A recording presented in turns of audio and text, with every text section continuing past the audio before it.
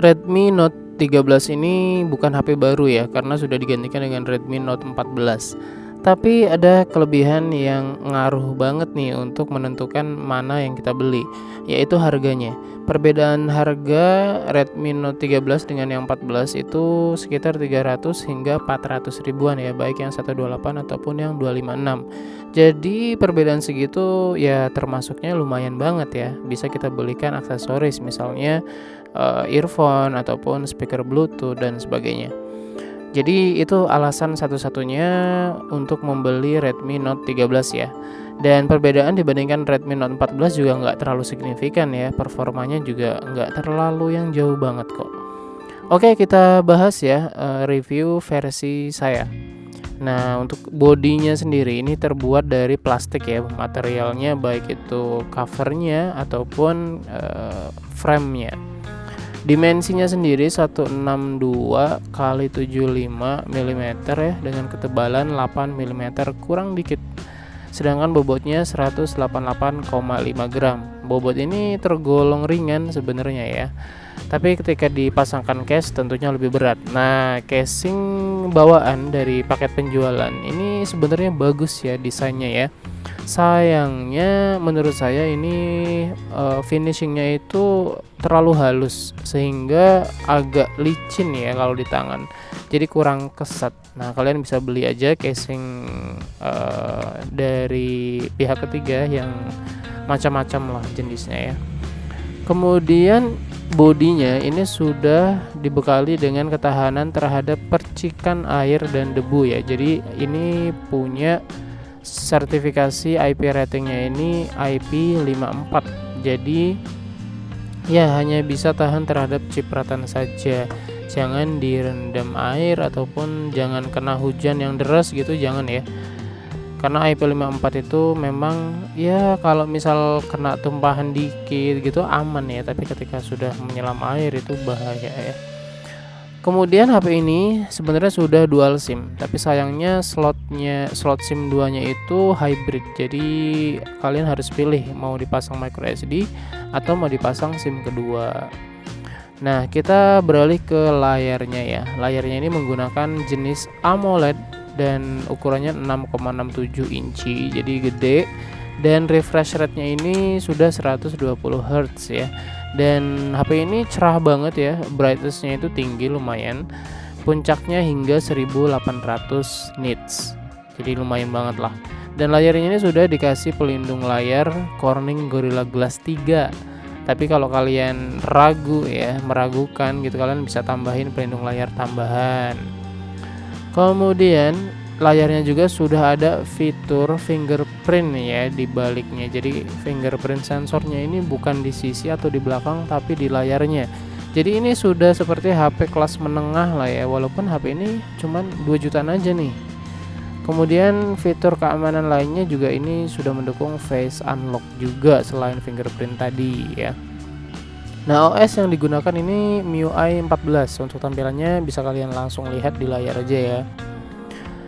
Kemudian kita beralih ke performanya. Nah, HP ini menggunakan prosesor Snapdragon 685, manufacturingnya 6nm.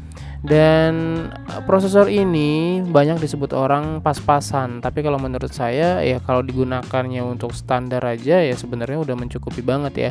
Untuk skor Antutu ini berkisar dari 350 ribuan sampai 380 ribuan lah, itu beda-beda ya tesnya ya. Tapi di atas 350 ribu, jadi ini cukup oke lah, itu menggunakan Antutu versi 10 ya. Sebenarnya untuk menjalankan berbagai aplikasi ini lancar-lancar aja ya. Untuk gaming yang standar aja juga masih cukup oke lah. Apalagi CPU ini nggak ada throttlingnya nih.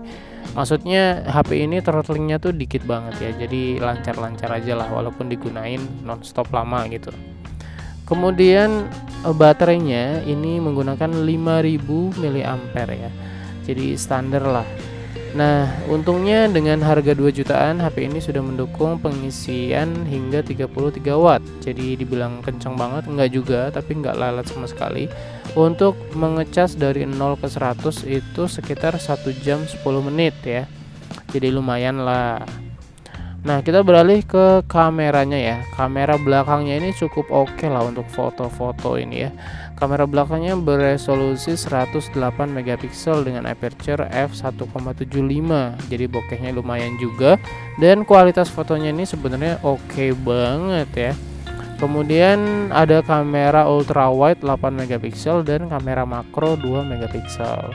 Untuk rekam video kamera belakang ini bisa sampai 1080p 30 fps. Jadi belum bisa 4K ya karena keterbatasan dari prosesornya. Nah, kamera depannya ini menggunakan resolusi 16 megapiksel. Kamera depannya juga cukup oke lah. Dan rekam videonya juga sama ya, maksimal 1080p 30 fps. Bagaimana kualitas fotonya? Kalau menurut saya ya sebisa mungkin kalian menggunakan kamera utama ya, karena perbedaan dengan ultra wide dan kamera makro itu lumayan jauh kalau saya bilang. Jadi sebisa mungkin menggunakan kamera utama 108 megapikselnya yang tentunya sudah di binning ya jadi 12 megapiksel. Dan kalau kalian mau menggunakan yang 108 megapiksel juga silahkan, tapi menurut saya tidak ada keuntungannya ya. Cuman resolusi tinggi tapi ya tajamnya itu ya nggak tajam juga gitu, biasa aja. Jadi kalian mending menggunakan setting standar ya dari yang sudah di binning. Kamera ultra wide nya warnanya sih sudah cukup jauh ya, jadi terlalu kusam kalau saya bilang ya. Kamera makronya sebenarnya cukup oke nih, cuman ya resolusi 2 megapiksel dan tanpa autofocus, jadi ya untuk fun lah ya.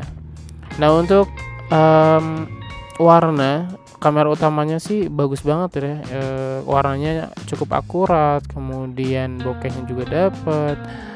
Videonya ini sebenarnya kalau warna dan ketajaman sih bagus, cuman untuk stabilisasi yang kamera utama ini kok saya rasakan kurang oke ya. Untuk sampelnya kalian bisa lihat berikut ini ya. Nah, ini yang kamera utama ya. Zoom 1 kali. Ini zoom 2 kali. Ya, 2 kali seperti ini. Ultra wide. Kamera utama 1 kali, ini 1 kali ultra wide.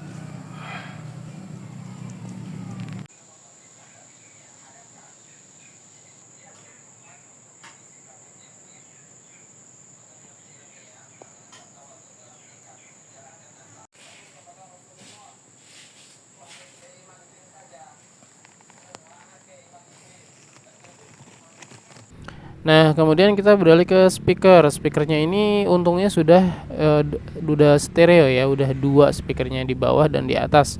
Untuk kualitasnya bisa langsung kalian dengar berikut ini.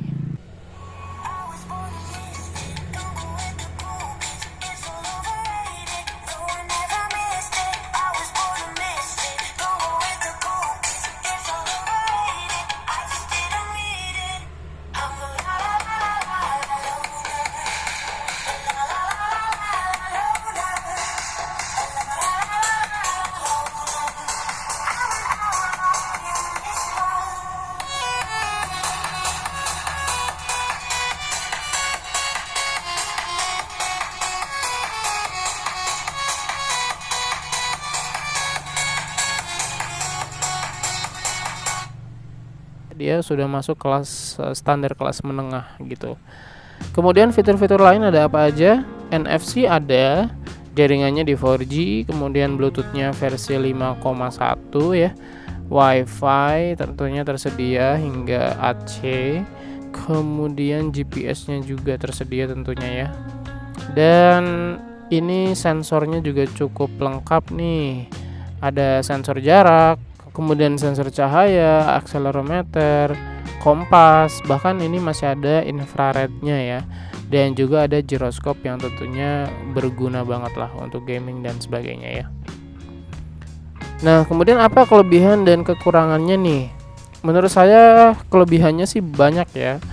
Walaupun performanya dibilang pas-pasan, tapi menurut saya ini masih cukup oke dan nggak panas juga.